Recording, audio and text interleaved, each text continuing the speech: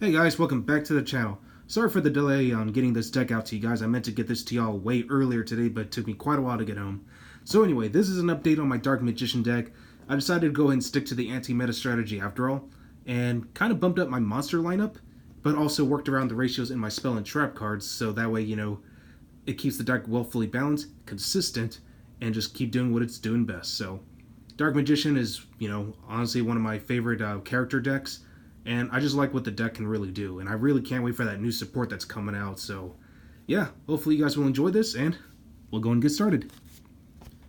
Alright, so starting off with the main deck, which is 40 cards. Gotta play 3 copies of Dark Magician. This is your main boss monster, so you definitely need to run this at 3. I decided to bring this card back to 3. 3 copies of A Prince's Illusion. Definitely one of the best cards in the deck. Searches out your Dark Magicians.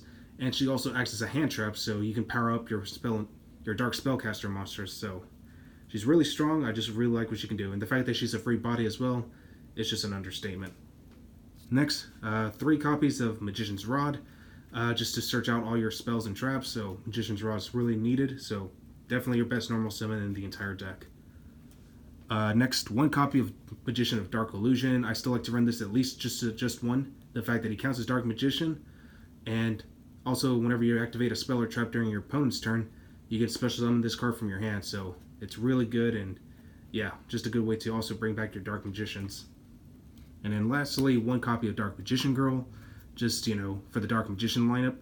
And, bringing this card out is so consistent, it's crazy. So she's almost never a brick in this deck, so that's what I like about this deck, or about this girl. So, yeah. Alright, so next, for my tech choice, I actually like to run 3 copies of Vashida.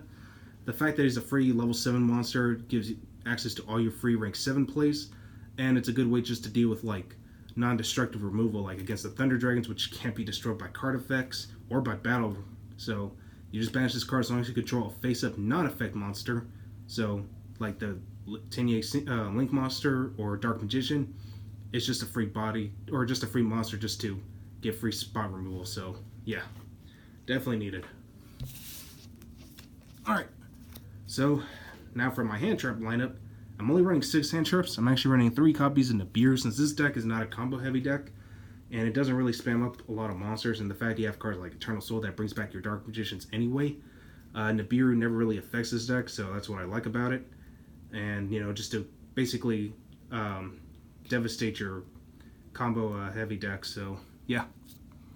Next, 3 copies of Effect Veiler. It's one of the most flexible hand traps. And it combos really well with Nibiru if you think about it, because if you have a monster that can negate Nibiru, like Jackal King, or if you have the fact that they could easily get rid of that, Effect Veiler basically just helps you keep that chain going and just still be able to hit your opponent with Nibiru. So Effect Veiler, definitely an amazing card. Alright, so that's it for the monsters. That's 20 monsters. Now we're moving on to spells. Starting off with 3 copies of Dark Magical Circle. The fact that this card, digs out your Dark Magicians. Anytime you summon a Dark Magician, well, once per turn, you can banish 1 card your opponent controls. So this banishes almost anything. Just gotta watch out for the Thunder matchup though, because you could trigger their effects. So just keep in mind on how to deal with that. Next, 3 copies of Called by the Grave. This just to deal with graveyard reliant decks like the Orcus or the Salamangrate. Called by the Grave is just a good way just to hurt their strategies, or just to, against a Sala matchup, you aim for that Balinx, they have no built-in protection anymore, so Call by the Grave, definitely needed at 3.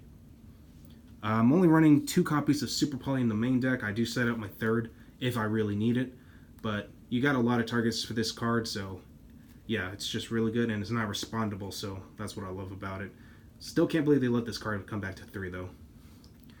Next, 2 copies of Pot of Desires. I had to make room for it in place of Allure of Darkness, since, I don't want to banish too many of my darks, and plus with Pot of Desires, since I run a bunch of 3-ofs anyway, and a lot of my 1-ofs are searchable, I never really have to worry about Pot of Desires, banishing any key cards.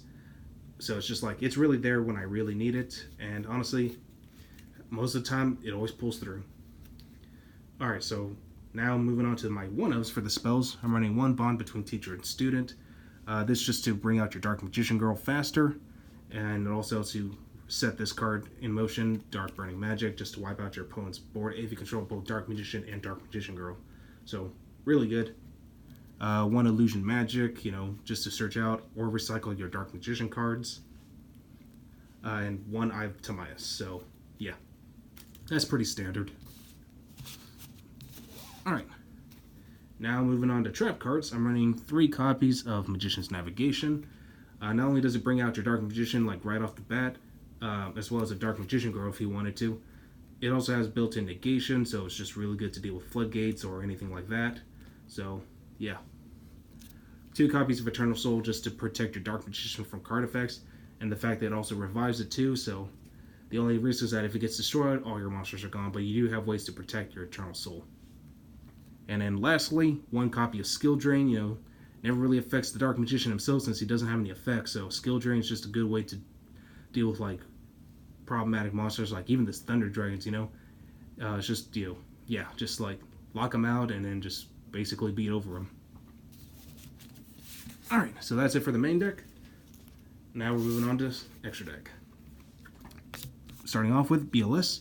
Now I know this card is super expensive, so if you don't have access to this card, there are other options out there like Decode Talker, the Nightmares, Power Code Talker is a good option too. So, just consider your options and look into them. Same thing with Mech Knight Crusader Evermax. This card's not too expensive. I think it's only like $20. So, and again, if you don't have access to this card, there are other options. So just kind of like, don't panic. This deck is still playable without these 2. Next one, Monk of the Tenye, for the Vushida. And, again, it just helps you link climb. 1 Wee Witch's Apprentice. Most of your deck is dark. So it's just a good way to power boost. 1 Beat Cop from the Underworld. Just another generic link too. And that's it for my links, really. So, yeah. Not much else to say about that. Alright, so now for my Xyz package. Running Ebon Illusion Magician. Just helps you bring out your Dark Magicians, and also has the banishing effect too, so Ebon Illusion Magician. Definitely want to run this.